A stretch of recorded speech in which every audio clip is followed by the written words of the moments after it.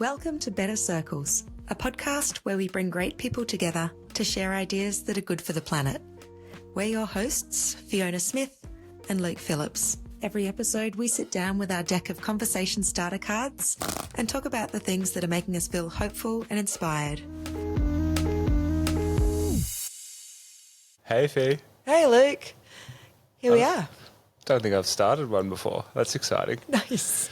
It's a whole new era. Video, Luke's kicking it off. So here we are again.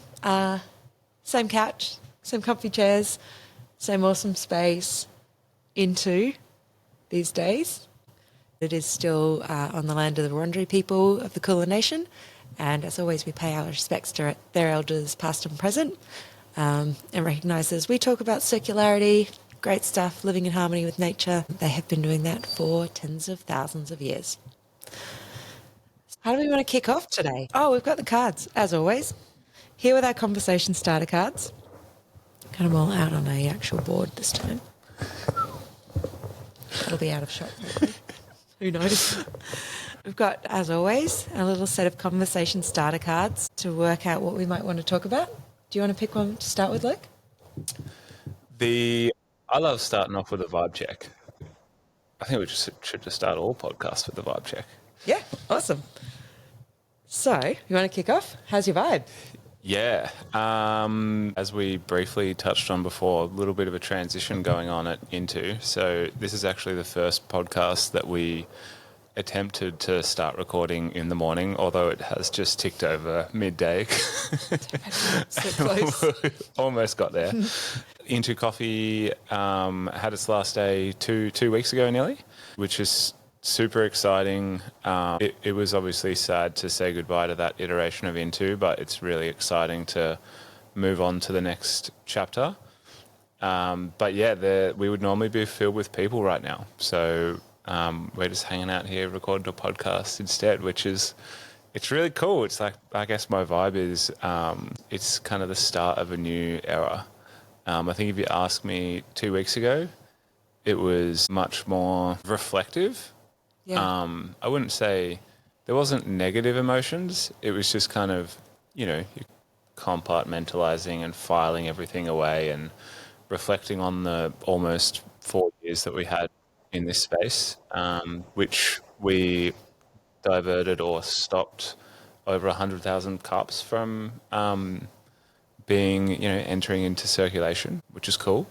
Yeah, some of those intangible things. You're an example that so many people talked about of what was possible in terms of saying no to single use as well. I mean, maybe people didn't always talk to you about it. That stuff got talked about whether you were in the room or not, which I think is amazing, impact as well. There's a sort of thing where people would say, oh, could this cafe start a cup library?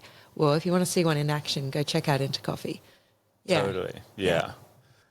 Yeah, for sure. Yeah, there was lots of amazing, juicy little good things that came from it. And the reason for us closing was not for like a lack of juicy little good things.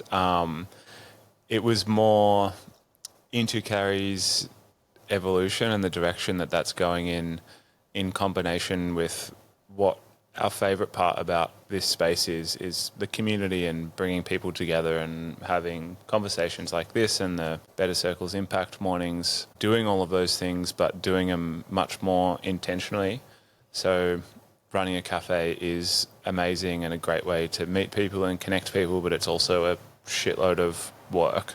Yeah. And so we've kind of just pivoted to put that energy into something that gets us closer to all of those good things, something that does more of all those good things. So every time someone comes through the door when we reopen in February, it will be a much more intentional experience around education. It'll still be super relaxed. It will still have lots of, kind of like our open door policy so people can still connect, but we'll just have more opportunities for people to engage with circular systems, whether that's like literally doing it with a little impromptu workshop like the amazing Quick Pickles workshop that you guys run at the Purpose Precinct, or whether it's passively where, just kind of seeing the space and all of the different makers that will have their wares on show here. There'll be like people sewing up the back. There'll be like lots of info on the wall, just trying to restore that optimism back into everyone's approach towards circularity, because super easy to find some negative news, but we've got to be intentional about spreading the good stuff. Yeah, for sure. I think one of the really exciting things about your new era here is when it's in cafe mode, it can almost fly a little under the radar for like a percentage of people who don't get the full view of everything that's going on here. Yeah, it's really cool. You're bringing it like front and center of the workshops. And today behind us, all the sewing machines are still set up. And I was like, oh, you've just done a workshop. And you're like, we can keep it all out there all the time. It just feels like it's not sort of tucking in around the edges of the cafe work. So that's super cool. Totally, yeah. Like when we opened the cafe, we didn't even run workshops. So the way that we're thinking about it is, when someone asks you, like, what would you change if you started again? Yeah. So we're lucky enough to be able to start again. So getting all of our learnings from 4 years of doing what we've been doing and just resetting and rebuilding. And I'm so grateful and, privileged to be able to do that.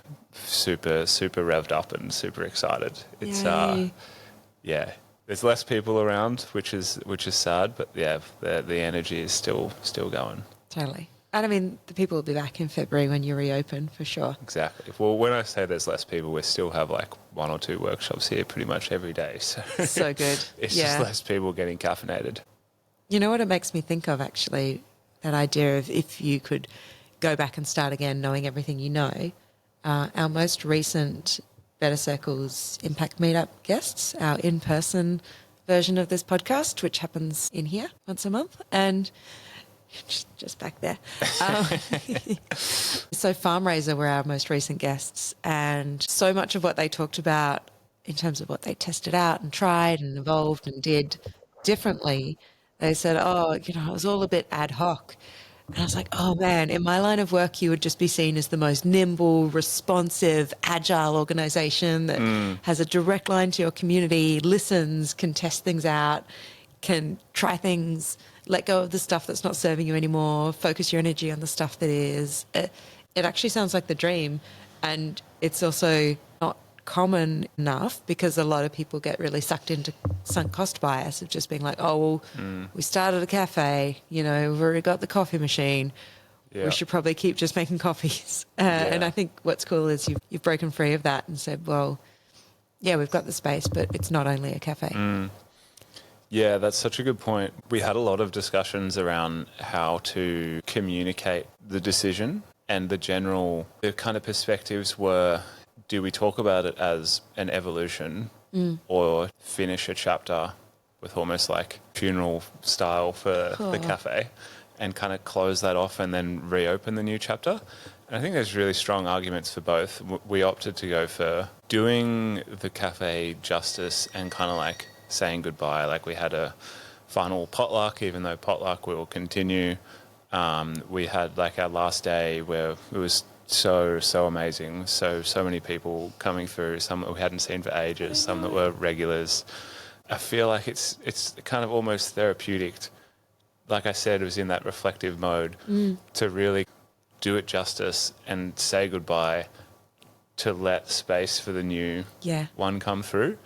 Because if we were to sit there and just be like, the only reason that we're closing the cafe is because we have this amazing vision to change the space, that is true, but I think it would be kind of missing a lot of really important kind of conversations, and having that moment for reflection is just really beneficial. Yeah. Sounds like you really did justice. I'm sad that I was out of town for the final closing day because I was following along remotely. It looked really great. Lots You've of been to familiar every other faces. event that I think we've ever done. Yeah. So to summarise, vibe check. Yeah. Good. Feeling optimistic. Yeah. It's cool. good to get some momentum and some runs on the board. How about you? Well, I was actually going to, before we move over to my vibe, which is positive, I was going to say, does contributing to your vibe check little award Into might have gotten recently? Yeah. Do you want to talk about it or no? Yeah. So it was actually for Into, so talking about the naming and everything. Into, which encapsulates the whole space, the cafe, the meetups, the classes, the products, the online community. We won a Good Design Award Australia for the social impact category. Yay. Which was super cool. Yeah, it was really nice. Always good to get some external validation.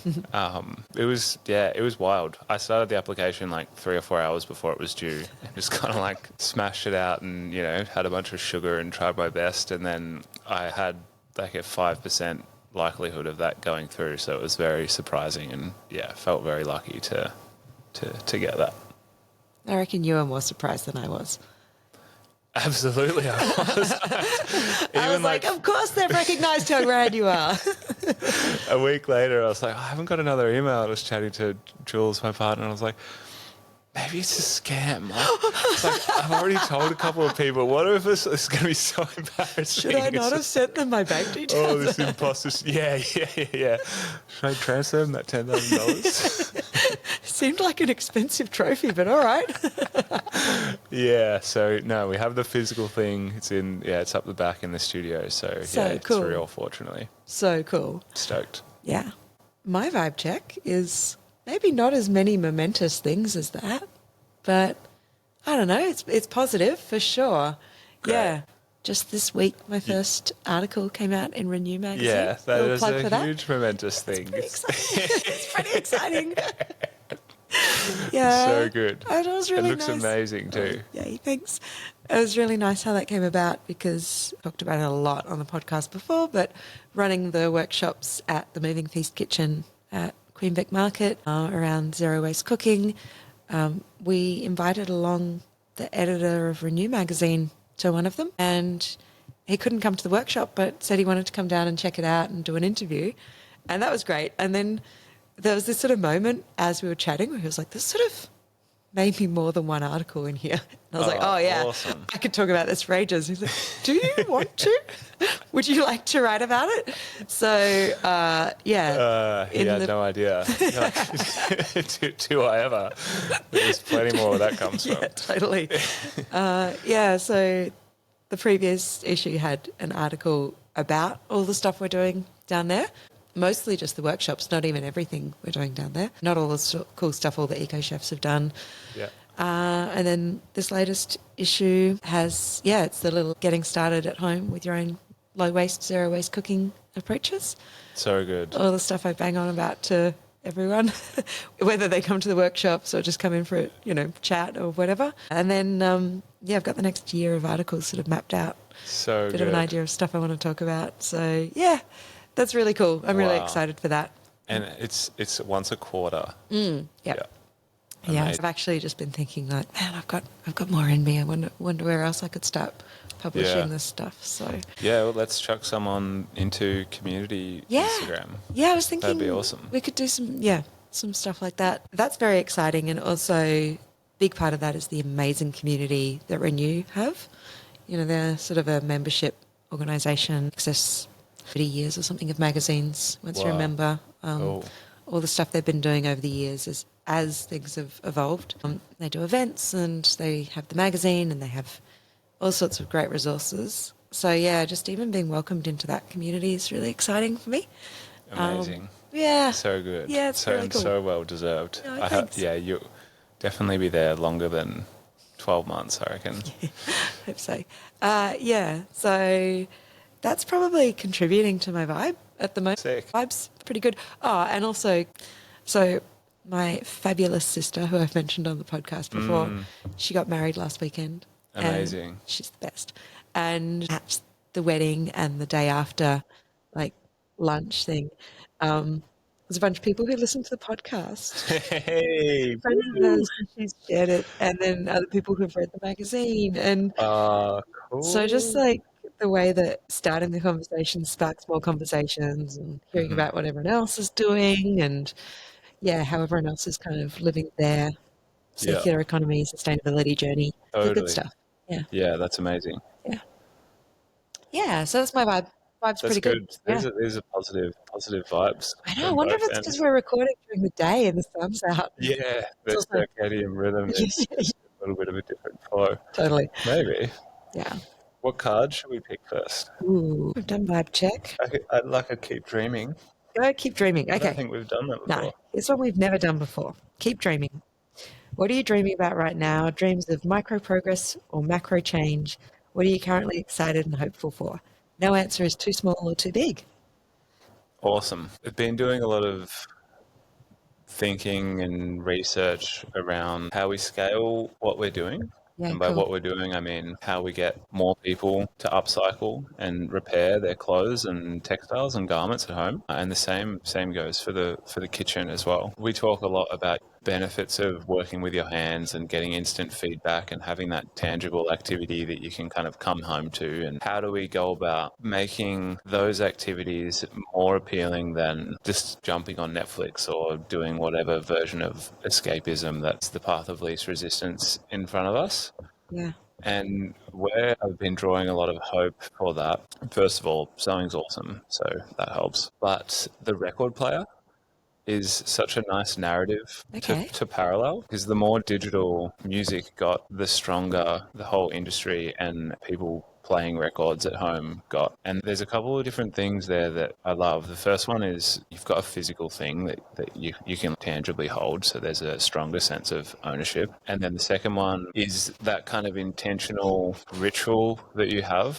And our hope is, because sewing is kind of it's skipped that generation. We're currently at that stage where it's sort of been pushed out. You know, goods got so cheap that you could purchase that it was easier to do that than repair some. And now with our classes and chatting to lots of people that are involved or want to get involved into that craft, there's just a real thirst to pick that craft and that skill back up. So we're kind of toying with this parallel narrative between, you know, the resurgence of the record player and hopefully the resurgence of the sewing machine as just standard household items again. Nice. I like that. There is something about like having a visible record collection and having people come and like have a flick through. When I was just going to pick up your phone and look through your Spotify, I guess that's what everyone does with their Spotify Wrapped, whatever. Look through, you know, Yeah. your music that you've got saved on your phone. So I don't know what the parallel for that is. Like bragging rights is kind of a fun thing. And back to my sister's awesome wedding, the dress I wore to the day after lunch was made by one of her friends, and she was Cool. selling it on a Facebook secondhand clothes group. And I saw it and just loved it. And then was like, oh, I know her. She's one of Julia's friends. Ah, cool. Yeah. And then she was wearing a dress she'd made. Well, she wore one to the wedding and to the day after lunch. Yeah. Another one of the guests was wearing a dress she'd made to the wedding, and we're like, "Oh my god, you two have to talk!" Oh, beautiful, like so good. And yeah, Yeah. so the day after lunch, I was wearing a dress that Emily had made. Emily was wearing a dress that she'd made, and her partner was wearing a shirt Oh, that she'd made. cool. And we got a photo of the three of us all in like her designs. So sick. Yeah, and so I think that, like a lot of things, like those sort of subtle bragging rights, Yeah. I'm not saying, oh, yeah, I bought this from this shop or from Yeah. this label, but I made this. Mm-hmm. That's pretty special. Absolutely. Yeah. Yeah, that's amazing. Oh, and she's so clever. Like everything she makes is so beautiful. Yeah. Yeah. Shout out that's to amazing. Emily. What are you dreaming about at the moment? So I'm reading a great book at the moment. It's called Moral Ambition. Yeah. It's by a Dutch economist called Rutger Bregman. He's written a couple of books. This is, I think, his third book. But he sort of achieved a lot of visibility. A clip of him at Davos, the big sort of economic forum, went sort of viral in 2019, where he was on stage and he said, I'm surrounded by all of these multimillionaires. We're all talking about the climate, and no one's mentioning the fact that 1,500 people flew here on private jets. And all this wealth is here. No one's talking about tax reform and taxing. And he says, I feel like I'm at a firefighting conference and I'm not allowed to talk about water. And it was like, yes, Wow. I want to follow. I just want to know what that guy's on about next. Yeah. So That's amazing. it's so good. And this book is called Moral Ambition. And the subtitle is, I'm not going to quote it quite right, but Yeah. it's like basically how to stop wasting your talent and do something meaningful with your life. Amazing. And he's really critical of how many incredibly smart people go into these sort of bullshit jobs, help Yeah. people avoid paying tax and help businesses avoid their responsibilities and all this sort of stuff. I used to live in San Francisco. I moved there because it felt like a place that attracted so many smart people and there was so much opportunity and so much possibility there. And then by the time I moved home, I was there for a couple of years. One of the things I kept feeling kind of like screaming about was so many of these smart people were not really solving the problems that needed solving. They were making things more addictive, so you spent more time on Yeah. apps, or they were making Gamification and things, everything. yeah, Yeah. gamifying stuff, or improving things that weren't essential to the world. And there were some people doing cool stuff, but the money and the opportunities were so often in like quite Yeah. non-essential things. So yeah, this book at the moment is giving me the best kind of existential crisis. There's this really interesting little quadrant that he puts together, how much you care and how much impact you have. And one of his things he sort of also rallies against is the noble loser, I think he calls it, or the person who's got all these principles but doesn't actually make an impact. Yeah. Pretty direct. It's This pretty great. guy, have you watched the TV show Ted Lasso? Yeah. There's a character in there, Jan. It comes up a number of times throughout the series that they go, "Oh, he's not being rude. He's just Dutch." Yeah. This is really confronting. Sometimes you read it, and you're like, "Oh, that's really It's confronting." technically true. He's not being rude. He's just Dutch. Yeah.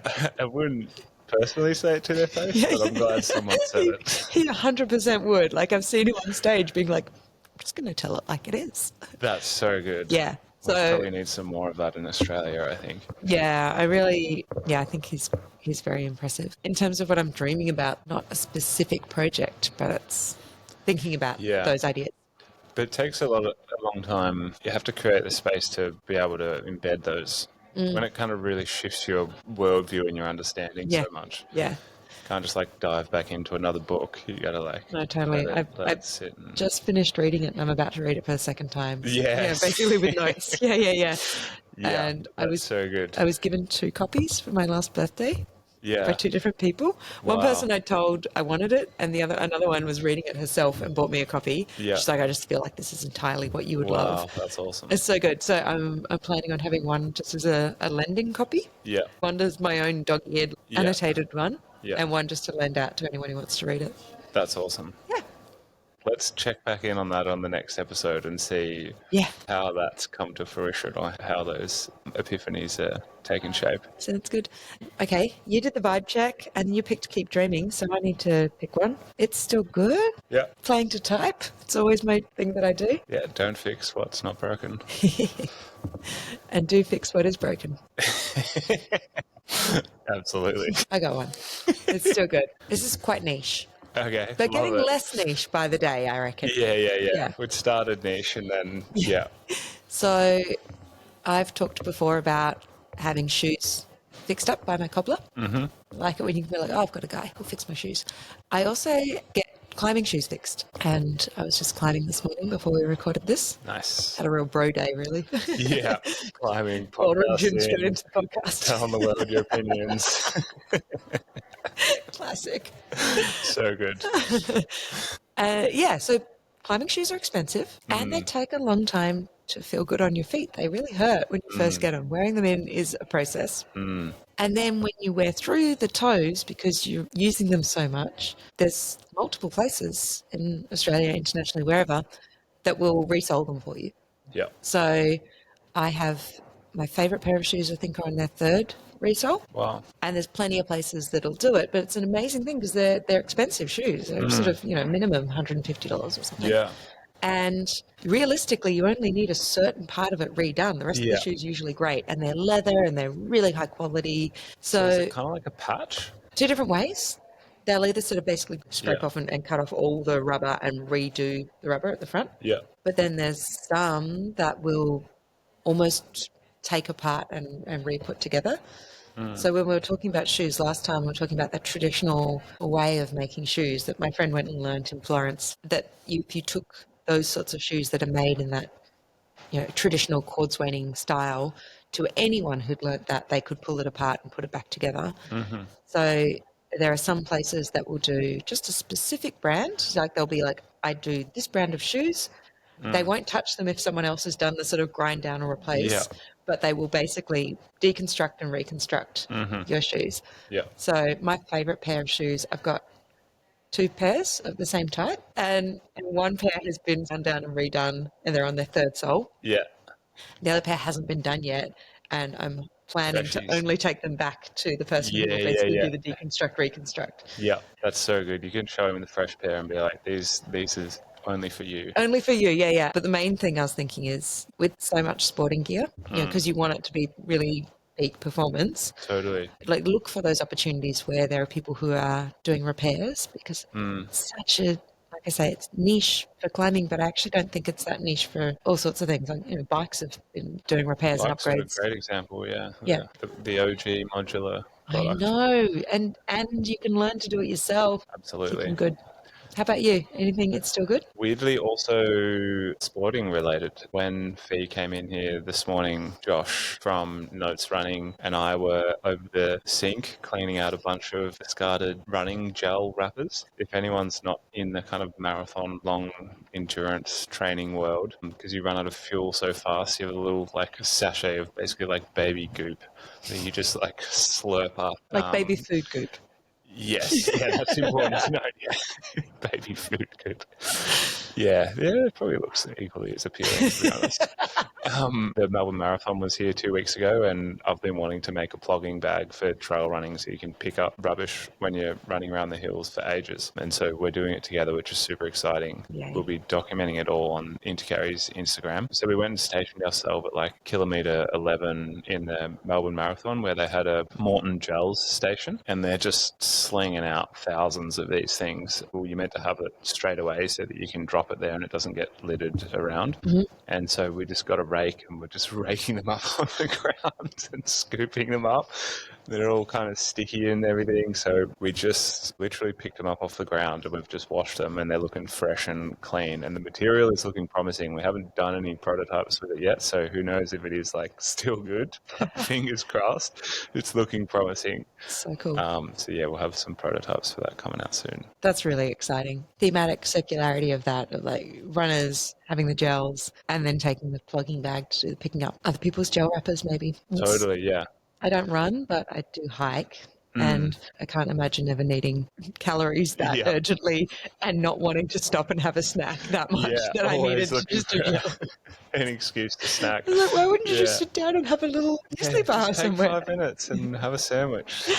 But I've definitely on long hikes picked up muesli bar wrappers and those sorts of things as you're going. And I don't think that people who put the effort to go into nature are deliberately looking to trash it. I think it's often just a mistake, or fallen out of a pocket or something. So yeah, we were chatting about that because I think last time I did a long trail run through the hills, a lot of the stuff that I picked up was like full gel wrappers. So it's like people aren't intentionally throwing those out. It's like it is mostly accidental, but if we can all just do a little bit, then it goes a long way. So making that a little bit easier is it's a fun project. Also, what we won't chat about now, but what we'll definitely chat about next time is we're going to be doing this as part of our fundraising campaign for the Bob Brown Foundation's trail run in February. Yes. So we'll be talking about that a little bit more in future episodes. Next episode should be just Bob Brown appreciation episode because I'm going to be going to the Takana BioBlitz in December. Sick. In December. Yes. Awesome. So good. Going to keep it, short and sweet today. Yep. Last thing we want to just, as always, shout out 6 degrees of Brian Eno. Brian. If anyone knows Brian and thinks that he might like to talk to us, please get him in touch. Yeah, we're here. We've got lots to chat about. We've hugged Bob Brown, so Brian Eno's next on the list. I love the idea that this is just the vehicle to meet our heroes.